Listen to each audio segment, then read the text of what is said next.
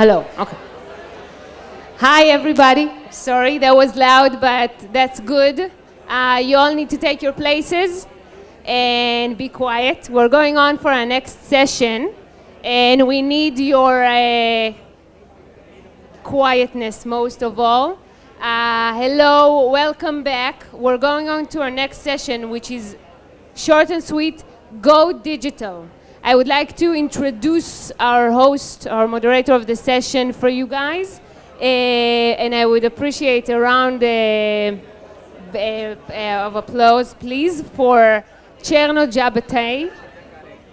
Did I say it okay? I'm sorry. Where is his applause? You can do this. This half over here is really... Come on, ladies and gentlemen. We would like to give you a great panel. So I'll go off stage. I'll come back, and you all know what to do, right? Let's do this again. I would like to invite to the stage the moderator of our session, Go Digital, Cherno Jabatay. That's how you do it.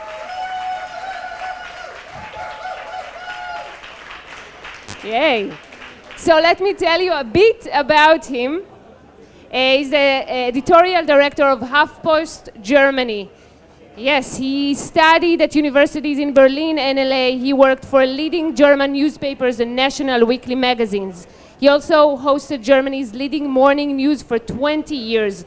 And I looked into your Instagram account for a little. So I saw a 25-year celebration of, is this the morning news? Okay, so congrats, nice cake. And other than that, I would like to tell you that he lectures at universities and spends a lot of time on different stages. Also, something I got from his Instagram account is a stage he rocked previously, previously, which is the Hard Rock Cafe in Berlin. I saw you there, looking good. I do my research. So this is our incredible host. Let me invite our speakers of this panel. First is Giuseppe Serraccia.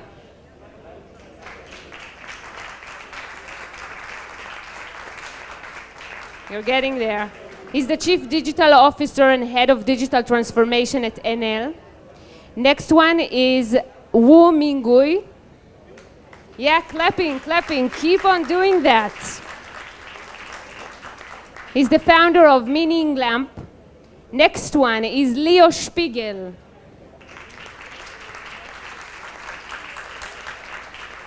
Senior Vice President of Strategy and Corporate Development at Pivotal. And I would like to invite Stan Sugarman. There he comes. Senior Vice President at Salesforce. Next one up is one of our best guys, Ron Gura. Please give him a big round of applause. We love him here. Hey. Ron is the Senior Vice President of Digital Product at WeWork. And I would like to invite Adi Sofertani, which is also an Israeli pride, an incredible woman, General Manager of Facebook Israel. Welcome, Adi. And last and definitely not least is Sophie Bloom. Sophie, come to stage. Yes, give her that. Sophie is the Vice President, Brand Building and Marketing Europe and IMEA at Procter & Gamble. Have an incredible session.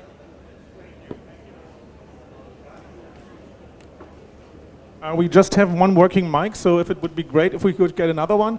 Ladies and gentlemen, hello, welcome to, I hope it will be the best panel, I'm sorry, I'm still in my jet lag coming in from Germany. It's definitely 1 hour jet lag, and it's hard for people like me, so I'm sorry for that. Thank you, Sophie. The Go Digital panel will be about digitalization, about transformation. We don't want to talk about hertz and hardware and stuff like that. We would like to talk about how it's actually being done. We all know there's a thing called the internet. We all know it doesn't go away. We all know it changes a lot. It changes everything. And everybody's doing it, but actually, how did you do it? How did you guys do it? I mean, it's like you can talk about it like, yeah. And that will, the panel will be about Go Digital, how the transformation was made, what can we learn, what are the tricks, where were the setbacks, stuff like that. And I would like to start with Giuseppe, because Giuseppe is coming from a company who is actually, he's selling energy and oil. Very old kind of industry, and Giuseppe has to work a lot. And then there came the thing, the internet. What did you do, Giuseppe? Did you scream, shout, say shit, or what? Yeah, we have a company that is a utility. We are lucky in one respect. Sorry. Yeah, closer. Can you hear me? Okay, we are lucky because we started a process of transformation 3 years ago when we had the new CEO, which gave a strong endorsement. So it's coming from the top, and this helps a lot. But still, it's not an easy task to do that because you have a lot of resistance, a lot of way of working in different mood. So what you need to do is really to change the way that people work. How you review the organization, how you tear down all the silos, and how you make people work in a different way. So my job is really to be cross and try to foster this process of digitization in the company. I work mostly in the ICT, which is together with the HR department, it's leading in this moment the transformation in the company. That sounds very easy, Sophie. Is it that easy? I mean, it just sounds like easy. Just some transformation, HR. How was it with you? I mean, Procter & Gamble is, it's an old school company. And the small one. Okay, cool. You forgot to say that. Okay, so 5 billion consumer. Okay, so for an old company, as you say, every day 5 billion consumer. A big deal to transform itself. I think in order to illustrate what is at stake for us, because it's really what is at stake, I will tell you a little story from the time when I was living here, because I had the pleasure to build a business for Procter in Israel, and I lived here for a decade. So you can imagine that those guys, the Startup Nation, taught me a lot. And one day, Yossi Vardi, I would say the guru on internet, invited me to invited me to a garage. Interesting, a consumer good company. He said, young girl, you're a young GM, you want to be successful, I'm going to help you. You're going to come to a Garage Geek with me. Okay, for a consumer good corporation, interesting. I go there, indeed, they told me, don't be too formal, come with basket and jeans. And I go there and I see young geeks sitting there, power brains, 22 years old, 21, 22, really engineer, power brains. And I see a guy and they present their ideas. And I see a guy that is presenting to me a robot playing the guitar. Okay. But amazing technology. The guys, I mean, a few people from the Technion, one from, I would say, Ben Gurion, so very impressive people. And But what did you think when you saw the robot playing a guitar? Come on, I mean, it's something. It wasn't Jimi Hendrix, it wasn't Metallica. What did you think when you saw a robot playing guitar? I said to myself, what the hell is it for? What is the consumer looking for here? And then I started to just realize that the challenge ahead of us is what I would call science and art. It's indeed to have the scientific approach of the robot, but to have the art of human insight and understanding. For us, this is what is at stake in the transformation. That's what we have engaged to transform the company into a cutting-edge digital modern company. Wu, just before I ask you a question, what is Mining Lamp? Not everybody might know what Mining Lamp is. Hello everyone, I'm Minghui Wu, and we are from China, and we are an enterprise software solution provider in China. And about 11 years ago, we found our first brand, Miaozhen System. We help the brands like P&G, Unilever, Estée Lauder, this kind of company to help them to understand and measure the digital advertising, like Nielsen in traditional media. And also right now we help them to build their marketing cloud platform, and we store a lot of data in China on internet. And right now we have a new brand named the Mining Lamp. We help the government, China government, to do the anti-terrorist, also the anti-tax evasion, financial regulation, right. This kind of technology. So you are great. But if a person like you comes to an old school company and say, hey guys, let's do business, what is the reaction? Do they say, hey, great? Or do you have to explain a lot? Do you have to convince these guys? What happens? Tell us. 10 years ago, in China, we only have maybe 10 to 20 million netizens. Right now, more than half became netizens. We have about 800 million netizens in China. So all things go digital, all things. So we have a lot of data. We can help the clients to understand the consumer. We also help the government to But handle. let's do it very hands-on. What do you tell your client how to do it? I mean, what happens? What's your trick to trick him into your business? For example, we are a very lot colloquial. of clients, there are a lot of bad things in digital worlds. For example, a lot of fraud in internet, fraud in advertisements. Some publisher will cheat the brands to get money from advertisements. So we can help them to find the real traffic, the real consumer, to help them to detect the fraud. And just simple. That's simple, okay.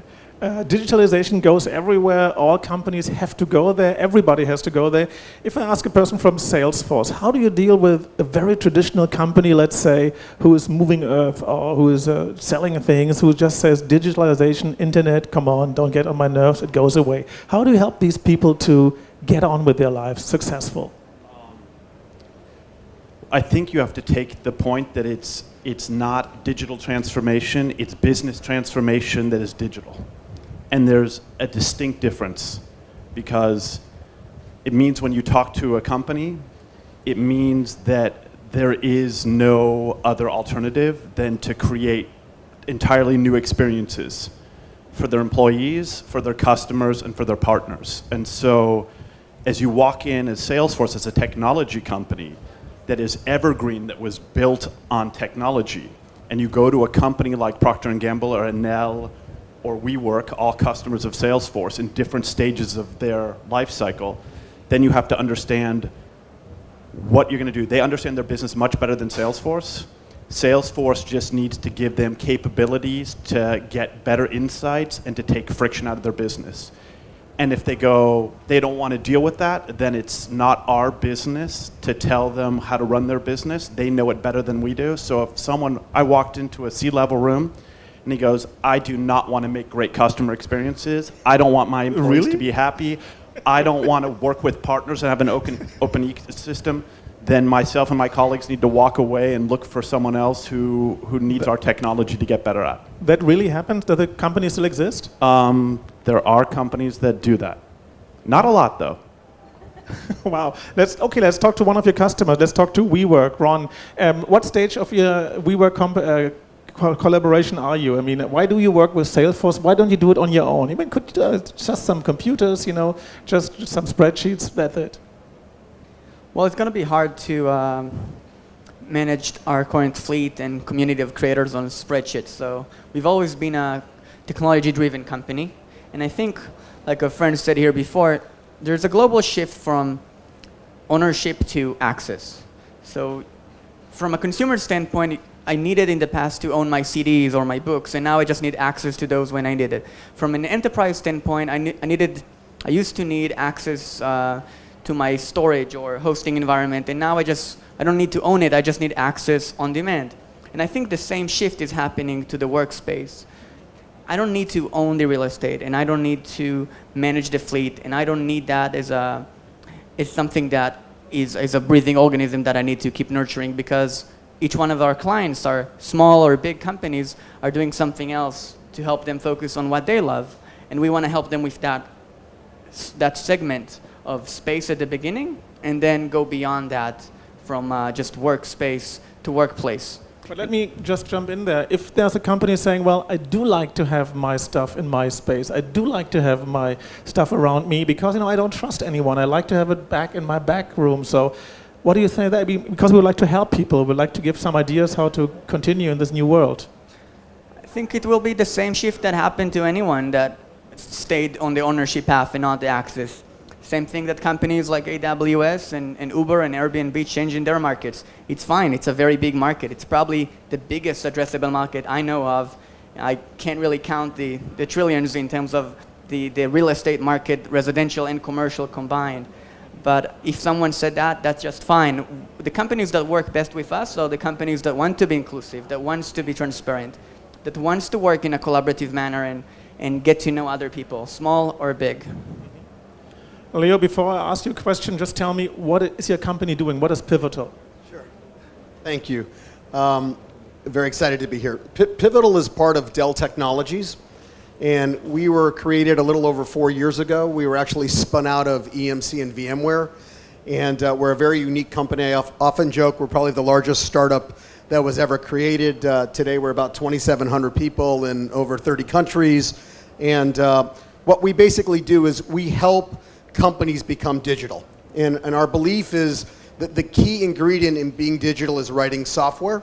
And many enterprises gave up the ability to do that. They outsourced it to different places, whether it was Eastern Europe or India, and they assumed that they didn't need that core competency. And so what we've done at Pivotal is we've done two things. We've built the leading platform as a service, PaaS, a technology called Cloud Foundry. It's the industry standard now. It's used by IBM, HP, SAP, and us. And it allows you to deploy software across every cloud infrastructure, whether it's on-premise or in the public cloud. It completely manages that environment for you. You write the application one time and it's instrumented on the cloud. And the other thing that we do is really where we take our name from is Pivotal Labs, which was really for 25 years, our CEO, Rob Mee, many of you probably have heard of him. He's kind of a legend in Silicon Valley.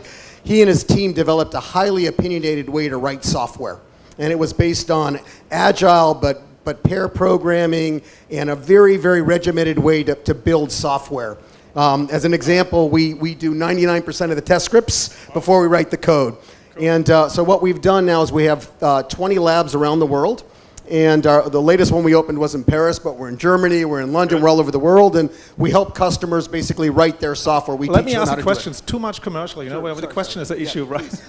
I'm from Germany. We have like what we call hidden champions, small and medium-sized companies who are world leaders in everything, and they hate digital. How could you help my fellow countrymen become more digital? I'm in the business of creating screws, like a famous company called Word. Yeah. And they're not really digital, and we need, they need a little kick. Well, I'll give you an example of one of your very famous companies, VW. So VW is... Well, take another one. It's just not that cool right now. They're getting cool. So we basically helped them build a lab in Berlin. Yeah. So they built a digital lab. They've moved a bunch of their employees into the lab. And they're building a whole next generation of software, both for in the car and for how they operate their businesses. It's very hard in Germany, as you know, because of the laws in Germany. That's the interesting thing about this. It's not the technology, it's the people and the culture. And so it's different. Really different, And so we couldn't, you have this crazy law, I can't even pronounce what it means, but basically we have to teach. We can't be a consultant in Germany because of the laws of labor. So there's a lot of these issues that are quite interesting. Yeah, we have a special history, and that's why we have those laws, because we want to prevent ourselves from our history. That's why we always have a big fist in front of everything new. But maybe that is changing too. Let me come to you, Adi. You are working for some California company. What do you do for a living? Just tell me. What do you do? So I run Facebook in Israel. Do you want me to share what Facebook is? Yeah, just explain it to me in 3 words. Let's make it a little bit harder. Yeah, so I actually, thinking about your question, we many times refer to the challenge being a challenge of the traditional businesses. And to be honest, that's not true. I think that when we talk about transformation, we indicate that this is going to be a period of time. And it's not. That's it. It's here to stay. So it's not digital, then digital. It's building companies that can really adapt fast to changes, because changes are just going to hit us faster and faster. And that means that even Facebook and WeWork and Salesforce not only need to help others digitize and build cultures to adopt change, but also need to worry how are they going to adapt to change, becoming as big as we are today. Okay, let's do it very practical. I recently talked to a CEO in Germany. He said, yeah, Giano, I heard about Facebook. Yeah, I'm actually on Facebook. And you know what? The best thing about Facebook is I can control my teenage daughters. That's great. So what would you tell the CEO why he needs you? Why he has to be in any business with Facebook for his company, for his good? Because he just wants to control his teenage daughters and they're supposed to be wild. Well, I'm not sure it's our job to tell the CEO what they need or not. But we have on a panel which is called Go Digital. We want to help Yeah, people who so- are looking here, want to have advice, you know, how to become more digital. And you are from Facebook and Mark Zuckerberg couldn't make it, so I'm asking you. So I think that at the end of the day, it's being where the consumers are. At the end of the day is understanding that if you are a customer-centric company, you need to be where your customers are. And as much as sometimes leading change, when you as a customer are not where your customers are, it's very difficult because it was much easier for us to get what to do on television when we were watching television. It is way more difficult sometimes as CEOs to drive change when the tools that we need are not necessarily the tools that we use. So I would first of all encourage him to be the customer, to really be the customer. The same as many years ago, we told managers, go and actually buy the product, be in the shop that you run. If you're not buying in the shop that you run, you don't know how to run it well. I would encourage that CEO to be where the customers are, and I think that the rest comes as a follow. But digitalization means culture has to change culture in a company. How do you guys implement the change? Do you just go in there and say, hey, we have day one of a new generation, it's our company, the next generation, like in Procter & Gamble. How do you implement the change? I mean, it can't be that easy. I think the change has to be coming from within. Okay, you can be enabled, but it has to come from within, and it has to capture the ecosystem with it. So I think Sounds easy. Be more practical. yes, absolutely. So overall, it's to not only create a product or a brand experience from the traditional tools, but being connecting and creating an infrastructure that allows all our people to focus, the brand people, to work with the external world, startup, for example. So we have created an ecosystem in each European hub where our people are working with external partners in order to create and to be at the forefront of what consumer wants. We don't reinvent the wheel internally, but we keep consumer focus, we keep our strengths while collaborating with the best brain and minds of certain fields. Only the combination of all these fields is allowing to get to a breakthrough. You were talking about, I would say, digital transformation. Indeed, digital, it's not transformation, it's at the core. Oral-B, you are from Germany, you probably know Oral-B toothbrush. You may have heard or you may use Power Oral-B, so the electric toothbrush. Okay? I do. How do you know? Okay, so in fact, this is a very good example of a partnership and an open ecosystem with startup academia on leveraging Internet of Things data in order to help and enhance the brand benefit, which is to brush better and to have better, I would say, outcome. How? Just simply using the mobile and helping yourself brush inside and outside properly. Why I'm taking this example? Because this is something that we've been working on for the last few years. The effect of it is that it becomes core. It's not even an exception. You have the same with all the brands, Ariel on different technology. But having the ecosystem and the external world working jointly gives and helps to lead the transformation. Adi? By the way, I would like to open up the panel. So if in case you want to add, just do it. Just scream and shout. So I think that at the end of the day, and so listening to Sophie, at the end of the day, it's understanding, and maybe that's the most important thing, is that the CEO role or the leadership role is changing. And if in the past, and that's probably the biggest thing, if in the past ideas like that came from the top in the company, companies that will continue to count on innovation that would come from the leadership rather than from the employees would fail. And understanding, so you're talking about the CEO and the young generation and how are we moving fast, and it's understanding that building a DNA of a company. But how? It sounds so easy. You have your guy who's always writing these posts and saying, giving the new DNA every week. So if I'm from a very conservative company who is producing bread, and how should I have a new role? I mean, it's just, we are not all working on Facebook, so poor us, but how can you help us? So again, I'm sure many here have ideas on how to do it. I would probably say that the biggest thing for me is to figure out a way to make the organization flat. And it's not easy. Is to make organizational flat, to democratize your organization way more than the hierarchy of the past allowed, to allow opinions, to allow people that think differently, to allow ideas to fly fast. Yeah, and I would say building small cross-functional teams that are empowered around products. Like do things that you can actually change the business. And I would say the hardest thing we deal with, we seem to succeed at the top and we succeed at the bottom. It's the frozen middle. It's sort of that middle management layer that's really tough to change. Well, I think... do you have to kick ass, or how do you change it? Yeah, you have to kick a little ass, but and I think you have to make them part of the process. Have them become part of the team, and it's hard. So This is not easy. I'll take a stab at it. Trying to look at cross-industry and to go, what makes a successful transformation? It's 4 C's. So, and if you're missing one of these components, you won't transform your business. So, it's CEO and cultural led. So if the closer. Yeah, get it closer. So 4 C's. CEO, cultural led. 1, collaboration. 3, agility. We would say cloud. So make everyone and pivot everything to the customer. If one of those 4 pieces is missing, you won't transform. And it really I thought at the start, coming from Media Channel, we used to be competitors, that you could get the culture ready and then implement technology.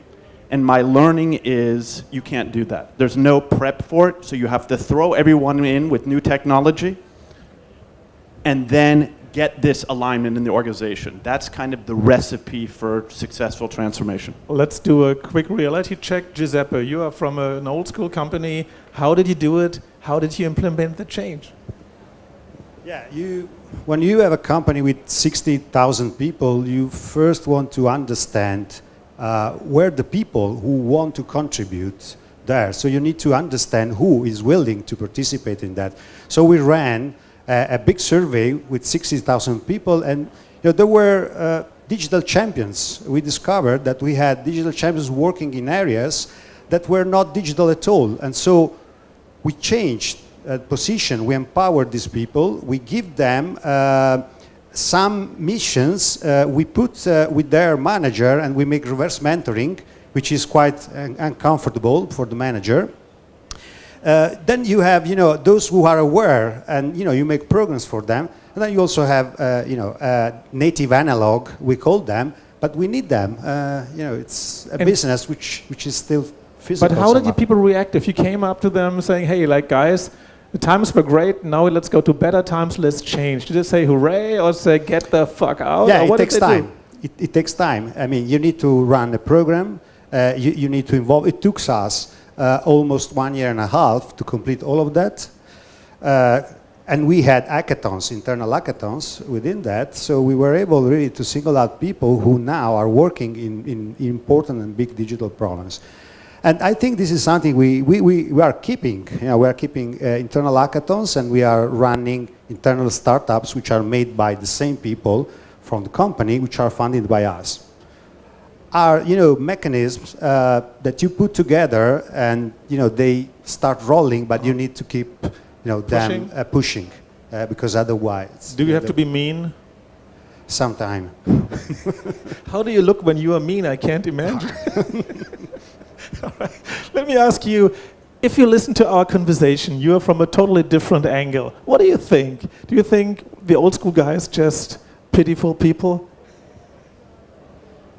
So, we are a small company. We only have less than 1,000 employees. But when we talk about the transformation, first we should know the trend. We know the data. We talk about every decision make based on data. So we will make the data transparent to everyone. and then to find the best practice. You know, the data, the digitalization will make effectiveness. So if the CEO knows which is the best practice, all the group, all the independent small group will follow this.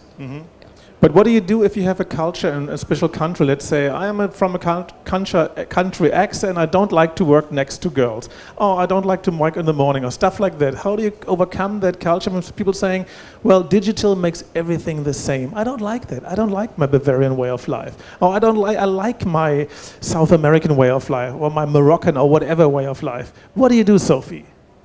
Look, I think two things are the most important one. The first one is it's all about, and Ali said it, it's all about consumer friction. What is the business challenge you have in front of you? That's what is the rallying cry. No matter you like it, you don't like it, we are in business. So what really matters, for us at least, is what matters for the consumer. Is there a problem that you are uniquely positioned in order to solve it? That's what matters, regardless digital, not digital. In our profession, we are where the consumer are, they are online, we are online. That's one. The second thing I profoundly believe is there is no other way than you put your employee in the middle of latest, greatest. I think that startup is a phenomenal ecosystem for employees to learn and to be always 24/7 at the forefront. These two components, I think, are really the ingredients of ongoing transformation. Transformation is ongoing, change is a constant. So there is no magical recipe, the CEO A, B, C. No, what really matters is that the crowds, you have one rallying cry, which is consumer friction, and then you are immersed into the latest, greatest to apply it in order to answer the friction better than your competitors. That is really at the core, I think, of how do we deal with your question. Yeah, Ron? I think we've been dancing around this question of how do you transform traditional companies for a while now, and you either get answers like it's too easy or something that is not actionable enough. So I'd like to propose something else for our crowd, perhaps not enterprise companies with thousands of employees, but founders or potential founders. You don't have to digitalize a traditional market. You can disrupt a completely new one. You can look at a traditional market, for example, space or real estate, and think about a completely new way to make that accessible, change it, and build a company from that. Great point, but not a real good point for this panel because our panelists go digital, how we transform traditional industry. But thank you very much. Thank you, because I like it. But you know, somebody has to be in charge, and that's me. So, having said that, if you have a traditional company, and I go back to Giuseppe because he's from the biggest company, you know, in these new times you have to have a different kind of culture, different kind of thinking. We call it out-of-the-box thinking. How do you implement that? I mean, you have an employee working at your company for 20 years, and now there comes a guy say, well, behave different, do something strange, get wild. How do you deal with that problem? Yeah, it's not exactly like that. No? Come on, it's disappointing. Yeah, I mean, it's not easy. Yeah, it's not easy. We know that.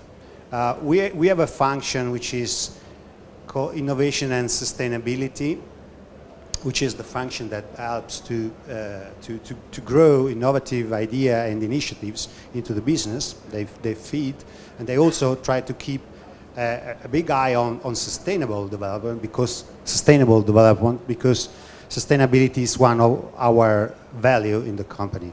So this guy have creative people who run workshops. So we have creative workshops that run with the business, and we try to understand what is needed, and we involve people from all the. Sometimes we come up with good ideas. Sometimes it's nothing very particular comes up, but this is the way that we want to involve all the people. And another way is really let people understand that they have to take a bit of risk in the things that they do. So a culture of risk-taking, which we don't have because we are an engineering company for years, things have been done always precisely, with a waterfall style, planned, but it takes time. What we are trying to say to our engineers really, sometimes maybe It's not complete. Let's deliver something which is not full, and you may fail. And so we made a program which is called My Best Failure. So everyone, if he has done something which failed, but doing something innovative, he puts on a side, and the best one is voted. And it's funny. But just small communications techniques.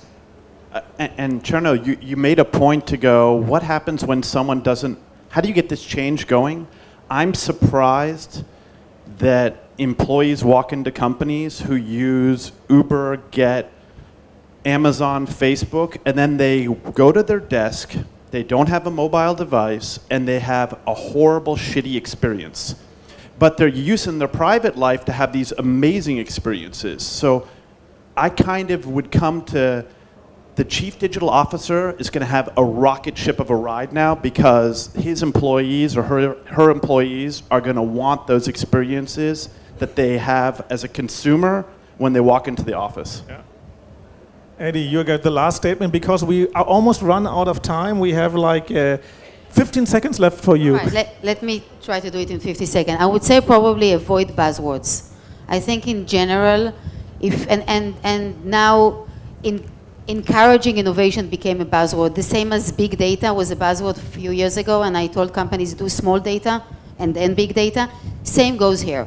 If you want innovation, don't just talk about it. Make sure you really highlight the people that challenge the organization, because when people are innovative, it's very hard at the beginning. What does it mean, innovation, for a big company? It means someone coming and saying, what we are doing is wrong, and that's what we need to do from today. That's very painful.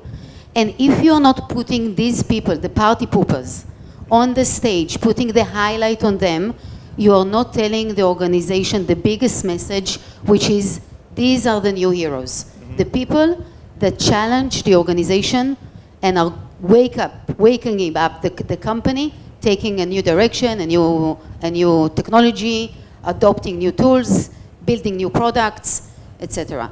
But give me one last advice for the party pooper, the one who comes to the company and say, well, what you do is great, but actually it's kind of wrong. How does he survive? How does he get through? So I truly think that if there's one thing CEOs and leaders needs to do today, is understand that that's their role. The role is to show by example how not they are bringing innovation and challenging the organization, how they are letting others in the organization do that. So when someone comes to Sophie with an idea of the next Oral-B, she's going to, and saying what we're doing right now is shitty. It's shitty, it's not working. She's going to actually promote that person rather than take him out of the room. And it's amazing to see how many people agree with this but actually don't execute it. I just got 2 more minutes, so please reply. I'm just going to quote Eric Rice. The manager of the past were managers with subordinates. The leaders of today are leaders that are unleashing the potential of entrepreneurs. And I think that the leadership role is changing, certainly. And in P&G, for example, indeed, in Europe, we have implemented lean principle with flat hierarchy. There is no other way. I spend every week time with newcomers of 6 months in order to help shape and change the entire processes. You're fully right. There is no other way. That's really refreshing. I think that the best thing that can happen to a leader, just be surrounded by young recruits. Thank you very much. Thank you very much. Thank you actually for the best panel of the day. I'm a little bit biased, of course, but please give him a hand. Come on. Thank you very much for Giuseppe Ceracchi, Stan Sugarman, Ron Goes, Eddie Saf, and Leo Spiegel. Thank you very much. Have a great day. And by the way, go and download Huffington Post. You know, HuffPost, it's called the best news platform in the world. I'm the editor of German HuffPost. Just read it till you become a better person. That was my commercial break. Thank you.